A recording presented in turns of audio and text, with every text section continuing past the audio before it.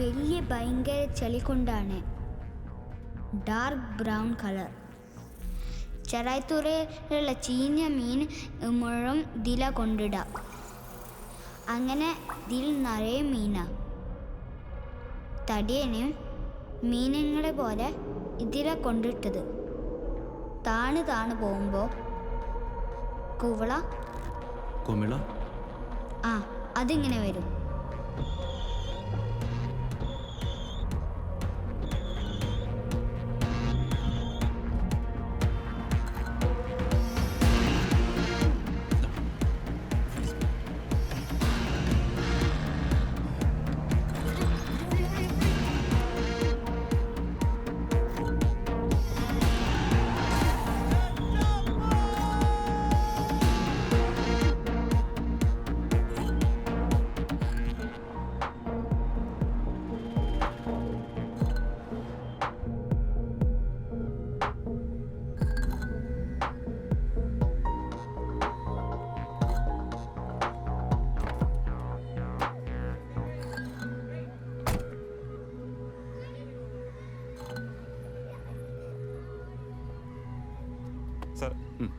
സാറേ വണ്ടി അങ്ങോട്ട് എടുക്കാം.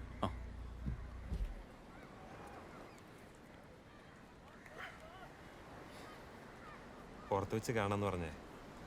സാറിന് അറിയാമല്ലോ, സ്റ്റേഷനിൽ 2 സ്പെഷ്യൽ ബ്രാഞ്ചുകാരുണ്ട്.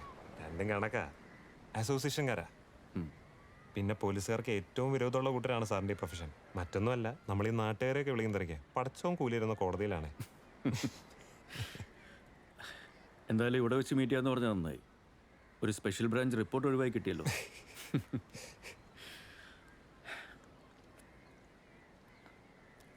അഫ്താബേ, ഇവിടെ അടുത്ത് ചതുപ്പ് നിലങ്ങൾ വല്ലതും ഉണ്ടോ? ചതുപ്പും കണ്ടലും അവിടെ ഇവിടെ ആയിട്ട് ഉണ്ട് സാറേ.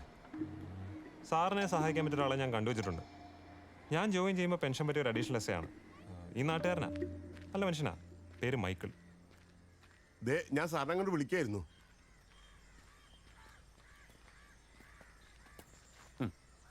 ജഡ്ജി സാറിന് എന്തായിരുന്നു ആവശ്യം? മൈക്കിൾ, ഈ ഭാഗത്ത് എവിടെയെങ്കിലും ഒരു ചതുപ്പുണ്ടോ വലുത്? കടപ്പുറത്തെ മീൻ വേസ്റ്റ് ഒക്കെ കൊണ്ട് കളയുന്ന... ഓ മനസ്സിലായി, മീൻമുട്ടി. ഇപ്പൊ ഫ്രീ ആണെങ്കിലും ഒന്ന് പോയി കാണാനായിട്ട്. ശരി സാർ, പോ.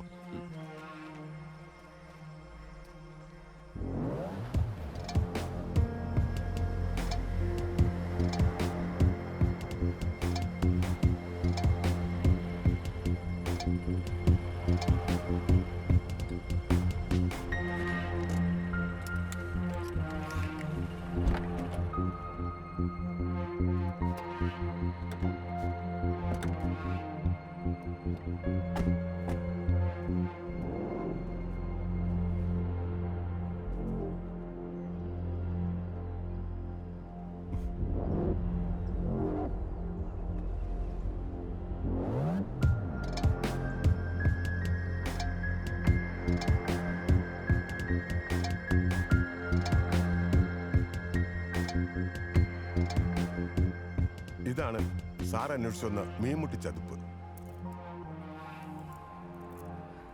ചതുപ്പ് നികത്ത് ഈ മട്ടിലായിട്ട് എത്ര നാളായി കാണും? അതിപ്പോ ഏകദേശം ഒരു 10-25 കൊല്ലത്തിന് മേലെ കാണും. യോഹനാൻ എന്ന് പറഞ്ഞ ഒരാളുടെ കുടുംബസ്ഥലായിരുന്നു ഇത്. അങ്ങ് അഴിമുഖം വരണ്ടായിരുന്നു പണ്ട്. കൊച്ചിയിൽ ഈ റിയൽ എസ്റ്റേറ്റ് ബൂം വന്നപ്പോൾ ചതുപ്പിന് പോലും പൊന്നുമലയായി. ഇഷ്ടം പോലെ ആവശ്യക്കാരും വന്നു. പക്ഷേ യോഹനാൻ അടുപ്പിച്ചിട്ടില്ല. ഒരു പ്രത്യേക ടൈപ്പായിരുന്നു കക്ഷി. സ്ഥിരമായി പഞ്ചായത്തിൽ സ്വതന്ത്ര സ്ഥാനത്തേക്ക് മത്സരിക്കുക, ചാരായം സ്വന്തമായി വാറ്റി കുടിക്കുക. അങ്ങനെ ഒരു ജന്മം. സ്വന്തം വാട്ടിസടിച്ച് മട്ടായി ഈ ചതിപ്പിൽ കിടന്ന അങ്ങേര് മരിച്ചത്. പിന്നെ സ്ഥലം പടപടാന്ന് കൈമാറി.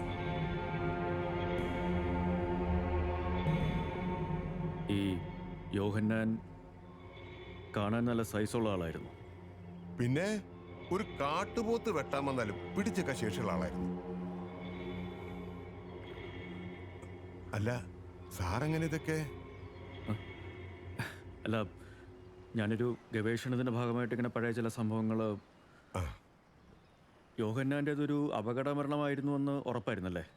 അത് പിന്നെ ഞാനൊന്ന് സർവീസ് കയറിയിട്ടേ ഉള്ളൂ. മലപ്പുറത്ത് റിസർവ് ക്യാമ്പിലായിരുന്നേ. പിന്നെ നാട്ടിലേക്ക് വിളിക്കുമ്പോഴും വരുമ്പോഴും അറിയുന്ന വിവരങ്ങൾ മാത്രമേ ഉള്ളൂ. ആ, നമ്മുടെ സ്റ്റേഷനിൽ ചിലപ്പോൾ പഴയ ഫയലുകൾ കാണും, അല്ല അഫ്താബ് സാറേ?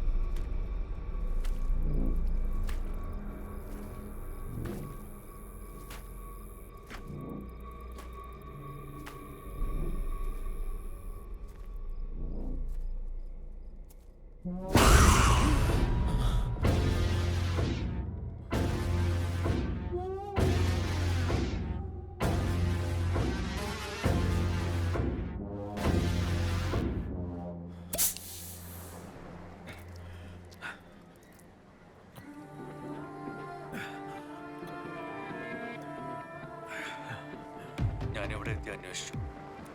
ഇതും കഥയല്ല, 4 നൂറ്റാണ്ടിൽ കൂടുതൽ പഴക്കമുണ്ട്.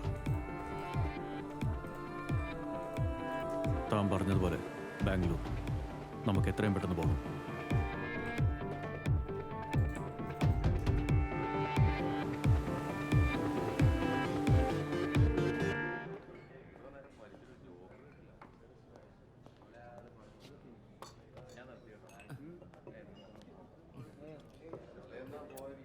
എസ് പി സാറേ, ദേ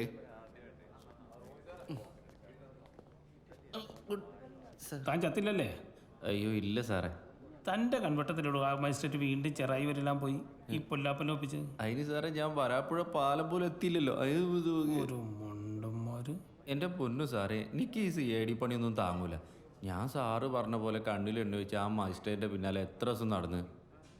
അയാൾ രാവിലെ ആകുമ്പോൾ കോടതി പോവും, വൈകുന്നേരം ആകുമ്പോൾ ഭാര്യനെയും കൊച്ചിനെയും കൊണ്ട് ബീച്ചിലും പിന്നെ വലിയ വലിയ ചായപ്പിടിയിലും തെണ്ടിത്തിരിയും. ഭാര്യയും കുട്ടിയോ?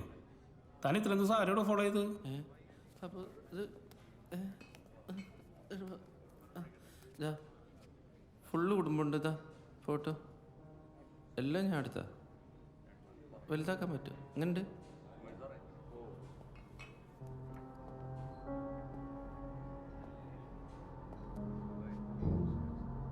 ആ സുദേവാ, ഞാനൊരു ഫോട്ടോ അയക്കാം. ആ നമ്മുടെ മറ്റേ പറയല ആ സ്ത്രീയും കുട്ടി ആരാണെന്ന് ഉടൻ ട്രേസ് ചെയ്യണം. വീടോ സ്കൂളോ ഓഫീസോ എവിടെയെന്ന് വെച്ചാൽ രഹസ്യമായിട്ട്. അല്പം ബുദ്ധിപൂർവ്വം ആരെങ്കിലും അയക്കണേ. Prosecution has failed to establish that the accused has willfully committed to the crime and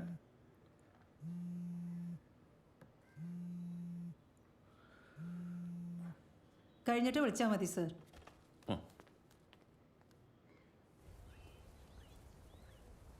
Nitin അന്വേഷിച്ച് കുറച്ച് നേരത്തെ പോലീസ് സ്കൂളിൽ ചെന്നിരുന്നു.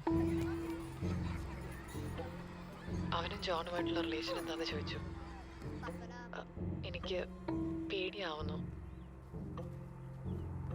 ഒന്നും പേടിക്കണ്ട, ഞാൻ ഉടനെ ഇറങ്ങാം.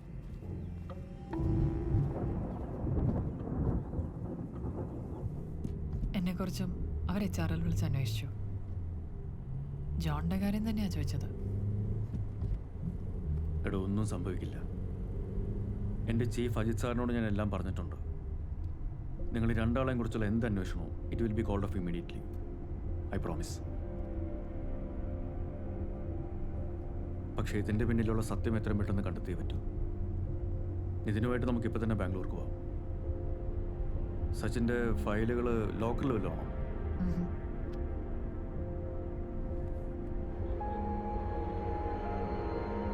സച്ചിൻ്റെ എഡിറ്റർ ഒരാളുണ്ടായിരുന്നു. ഞങ്ങൾക്ക് ഗോഡ് ഫാദർ പോലെ ആയിരുന്നു. അദ്ദേഹത്തിനെയാ അതെല്ലാം ഏൽപ്പിച്ചത്. റിട്ടയർ ചെയ്തപ്പോൾ പുള്ളി ഹൊഗനക്കൽ താമസമാക്കി. ഞാൻ വിളിച്ചിരുന്നു, പക്ഷേ ഇതൊന്നും പറഞ്ഞില്ല. ഹൊഗനക്കൽ അപ്പോൾ റോഡ് തന്നെ ചേർന്നു. പക്ഷെ നമ്മുടെ വണ്ടിയിൽ എടുക്കണ്ട. പിന്നെ വഴിയുണ്ടോ?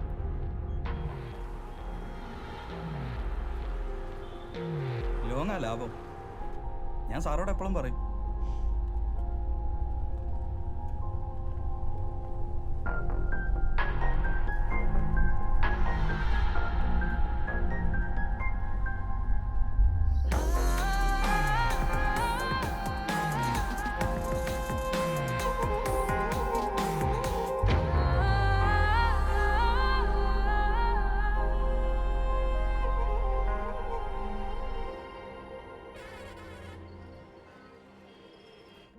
Mobile switch ഓഫാ.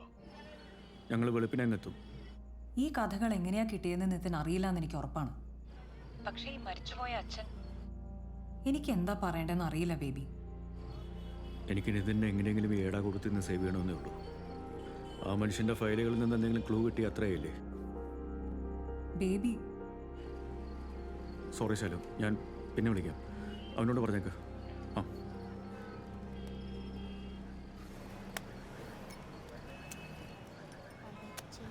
എനിക്ക് പൊറോട്ട ഇഷ്ടാ. ആ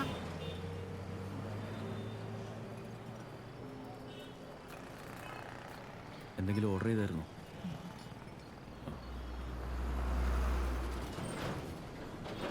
പാവം കുട്ടി, അവനെ ട്രിപ്പ് ഭയങ്കര ആഘോഷമാണ്.